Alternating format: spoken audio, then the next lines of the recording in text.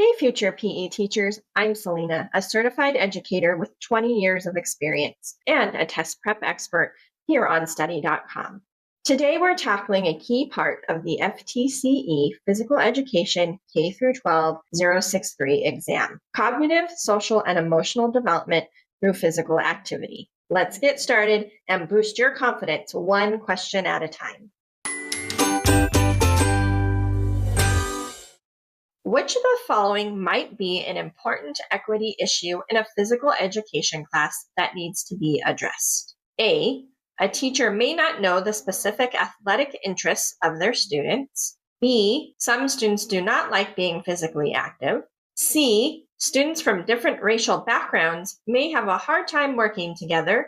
Or D, students from poor socioeconomic backgrounds may not have the same experience in certain sports as those from richer backgrounds. A, not knowing student interests is more about engagement than equity. B, not liking physical activity is a preference, not a fairness issue. C, difficulty working with others from different backgrounds is a social emotional challenge, but not necessarily an equity barrier. The correct answer is D.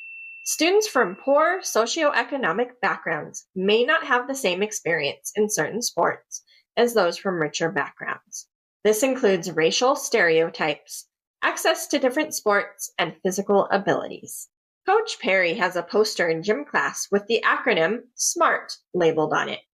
He is discussing behavior management with his student and going over what each letter stands for. What does the S stand for in this acronym? A, special, B, specific, C, standard, or D, shelf life. A, special, is incorrect. It sounds nice, but it's too vague and not part of the SMART goal setting framework. C, standard, is incorrect. This refers more to benchmarks or expectations, not personalized goal setting. D, shelf life, is incorrect. This relates to expiration or duration of products, not goal setting. The correct answer is B, specific. The SMART acronym is used for setting goals in behavior management. The S stands for specific. It is best to set specific goals instead of vague ones. For example, instead of saying you are exercising every week, you state when and how often.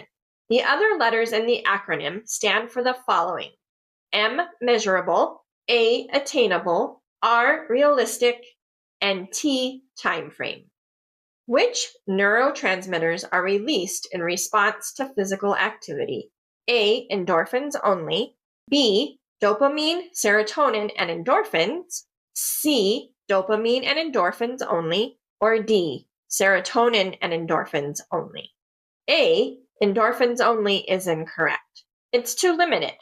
Endorphins are important, but physical activity also boosts dopamine and serotonin. C, dopamine and endorphins only is incorrect. It's missing serotonin, which plays a key role in emotional well-being.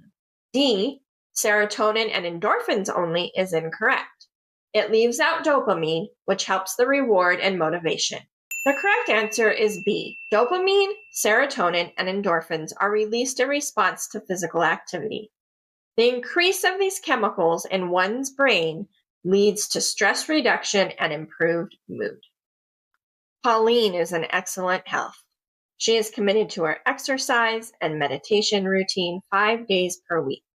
On the weekends, she hikes and camps with her dogs. She limits alcohol and doesn't smoke. Pauline struggles with her relationships. She tends to be careless with her commitments and unreliable. Her lack of quality relationships with friends and coworkers creates stress in her life. She needs to work on her A, intellectual wellness, B, spiritual wellness, C, emotional wellness, or D, interpersonal wellness. A, intellectual wellness is incorrect. This is about mental stimulation, learning, and problem solving. B, spiritual wellness. This involves finding purpose, values, or connection to something greater. C, emotional wellness is incorrect. This is about understanding and managing your own emotions. The correct answer is D, Interpersonal wellness.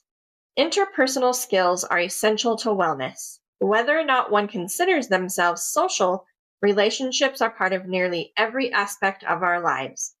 Learning to communicate and care for relationships is an important life skill that improves overall wellness. Thanks for watching. I hope this video has been helpful and you feel more confident for your exam. For more practice, check out our FTCE Physical Education K-12 063 playlist. And for even more detailed practice, head over to study.com and check out our FTCE Physical Education K-12 test prep course. With our resources, you'll know exactly what to expect on test day. Don't forget to like this video and subscribe to this channel to get all the latest FTCE test updates. And please leave your questions and success stories in the comments. We'd love to hear from you. Thanks for watching and happy studying.